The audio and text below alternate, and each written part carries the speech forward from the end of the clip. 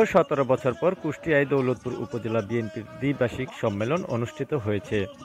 শনিবার দৌলতপুর কলেজ উপজেলা বিএনপি ও অঙ্গ সংগঠনের হাজার হাজার নেতাকর্মীর উপস্থিতিতে ব্যাপক উৎসবমুখর পরিবেশে এই সম্মেলন অনুষ্ঠিত হয়। দৌলতপুর উপজেলা বিএনপির আহ্বায়ক ও সাবেক সাংসদ রেজা আহমেদ রাজু মোল্লার সভাপতিত্বে সম্মেলনে প্রধান অতিথি ছিলেন কুষ্টিয়া জেলা বিএনপির আহ্বায়ক কুতুবউদ্দিন আহমেদ। প্রধান বক্তা ছিলেন জেলা বিএনপির সদস্য সচিব প্রকৌশলী জাকির হোসেন। সভাপতি পদে ৯২৫ ভোট পেয়ে নির্বাচিত হয়েছেন রেজা আহমেদ বাচ্চু মোল্লা।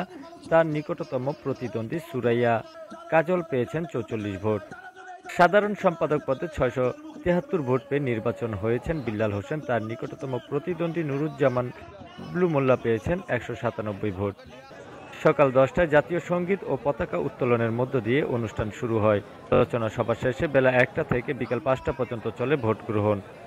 সভাপতি, সাধারণ সম্পাদক ও সাংগঠনিক এই ৩ পদে মোট ১৬ জন প্রার্থী প্রতিদ্বন্দ্বিতা করেছেন। প্রতিটি ইউনিয়ন থেকে ৭১ জন করে উপজেলার ১৪ ইউনিয়নে মোট ৯৪৪ জন ভোটার ছিলেন।